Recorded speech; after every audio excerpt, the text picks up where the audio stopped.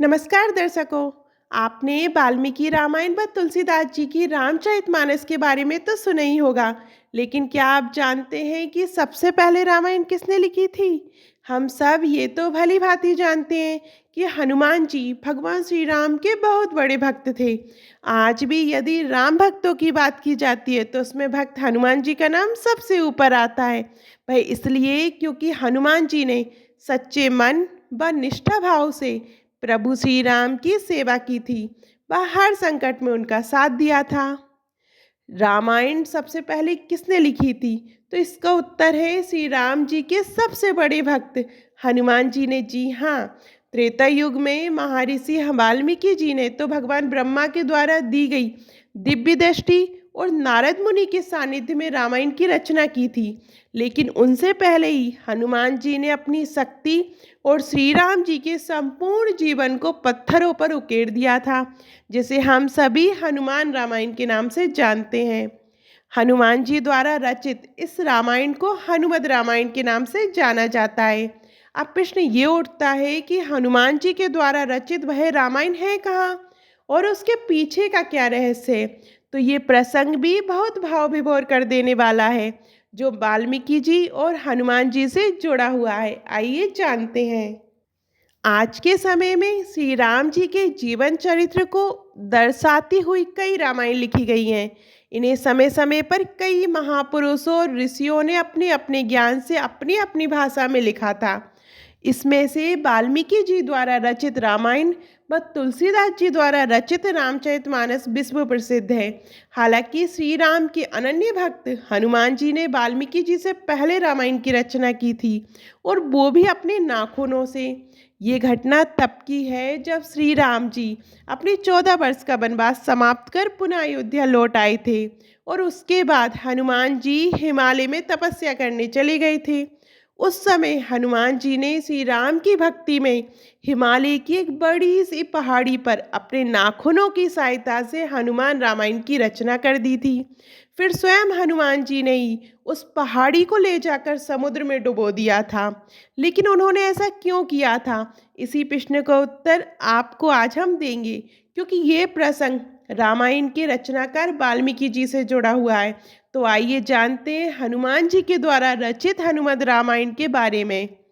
14 वर्षों के वनवास बाद दुष्ट रावण का वध करके प्रभु श्री राम अपने छोटे भाई लक्ष्मण जी, पत्नी सीता, भक्त हनुमान जी व कुछ अन्य लोगों के साथ वापस अयोध्या लौट आए थे। वह वहाँ का शासन संभाला। चारों ओर प्रभु के वापस आने की खुशी थी। वह अयोध्या जगमगा रही थी। इसी बीच भगवान राम ने माता सीता का त्याग कर दिया। वह माता सीता फिर से वनवास के लिए चली गई। धीरे धीरे प्रभु श्री राम ने अयोध्या में राम राज्य की स्थापना की। वह धर्म, सत्य व न्याय व्यवस्था को पुनर्स्थापित किया। इसी बीच हनुमान जी ने हिमालय जाकर महादेव की तपस्या करने का सोचा। इसके लिए वे अपने प्रभु श्री राम से आज्ञा लेकर हिमालय पर्वत चले गए। हिमालय पहुंचकर हनुमान जी प्रतिदिन भगवान शिव की उपासना करते, किंतु उनका प्रभु श्री राम के प्रति प्रेम कम नहीं हुआ। इसी प्रेम के फलस्वरूप वे प्रतिदिन हिमालय की दीवारों पर अपने नाखूनों से श्री राम जी से जुड़े प्रसंग लिखने लगे। इसी तरह उन्होंने पूरी राम कथा हिमालय की दीवारों पर उकेर दी। हनुमान जी भगवान शिव का ही एक रूप थे, और उन्हें अपनी दिव्य शक्ति व श्री राम भक्ति के फलस्वरूप श्री राम के जीवन में घटित हर एक घटना का ज्ञान था। इसी कारण उन्होंने श्री राम के जीवन से जुड़े हर एक प्रसंग को बहुत ही बारीकी और सुंदरता के साथ हिमालय की एक बड़ी सी चट्टान पर लिख डाला। इसे ही हनुमान रामायण के नाम से जाना गया। दूसरी ओर महर्षि वाल्मीकि जी को भगवान ब्रह्मा के आदेश पर नारद मुनि के द्वारा संपूर्ण रामायण का ज्ञान हो चुका था।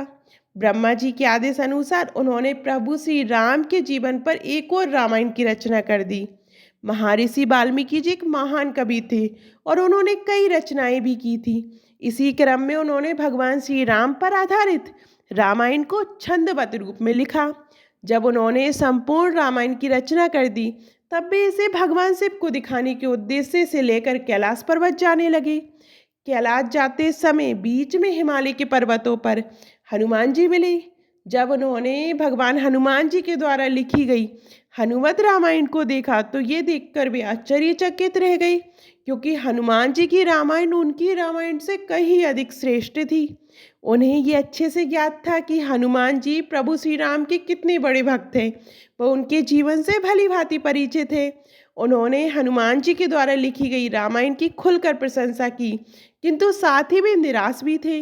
वे जान चुके थे कि जब भी भविष्य में ये प्रश्न पूछा जाएगा कि रामायण सबसे पहले किसने लिखी थी, तो उसमें वाल्मीकि जी की जगह हनुमान जी का नाम लिया जाएगा।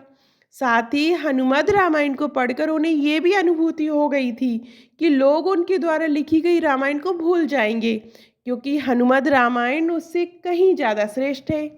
जब हनुमान जी ने वाल्मीकि जी के चेहरे पर आए चिंता के भावों को देखा और उनकी व्यथा को समझा, तो उन्होंने सोचा कि वाल्मीकि जी एक महान कवि है, वह राम भक्त भी हैं। उन्होंने भी रामायण में सभी चीज़ों को उल्लेख किया है।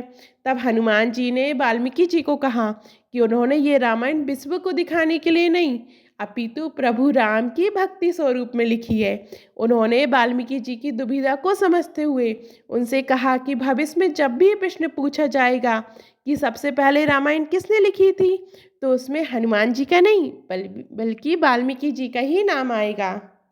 इतना कहकर हनुमान जी ने उन्हें उस रामायण लिखे पहाड़ को अपने कंधों पर उठाया और दूर समुद्र में ले जाकर उसे डुबो दिया। इस तरह हनुमान जी ने अपने द्वारा लिखी गई हनुमान रामायण को श्री राम को समर्पित करने के उद्देश्य से उसे हमेशा के लिए समुद्र में डुबो दिया था। भगवान हनुमान जी को का इतना बड़ा त्याग व भक्ति भाव देखकर महर्षि वाल्मीकि जी अभिभूत हो उठे। उन्होंने कहा कि हनुमान की महिमा लिखने के लिए शायद उन्हें एक और जन्म लेना पड़े। इसके बाद उन्होंने प्रण लिया कि वे एक बार और जन्म लेंगे, वह रामायण का एक नया संस्करण निकालेंगे जो इससे भी ज़्यादा श्रेष्ठ होगी। बस साथ में उसमें हनुमान जी का पूरा व्याख्यान होगा। इसलिए ही तुलसीदास जी को महर्षि वाल्मीकि जी का पुनर्जन्म माना जाता है, जिन्होंने न केवल रामचरितमानस को आमजन की भाषा में विस्तार से लिखा, अपितु हनुमान चालीसा भी लिखी। कलयुग में तुलसीदास जी व हनुमान जी के बीच के कई रोचक प्रसंग प्रसिद्ध हैं।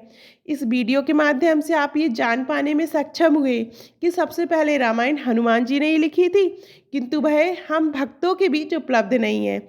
उस अद्भुत हनुमत रामायण को पढ़ने का लाभ तो केवल वाल्मीकि जी उठा पाए थे, और उसके बाद वह शिला समुद्र में समा गई थी। श्री राम जी के प्रति अथाह प्रेम व इसी समर्पण भाव को देखकर ही राम भक्तों में हनुमान जी का नाम सर्वोपरि रहता है।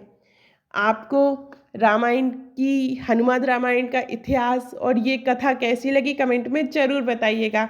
और अभी तक आपने हमारे चैनल धार्मिक चमत्कार को सब्सक्राइब नहीं किया तो सब्सक्राइब करिएगा। धन्यवाद। जय श्री राम।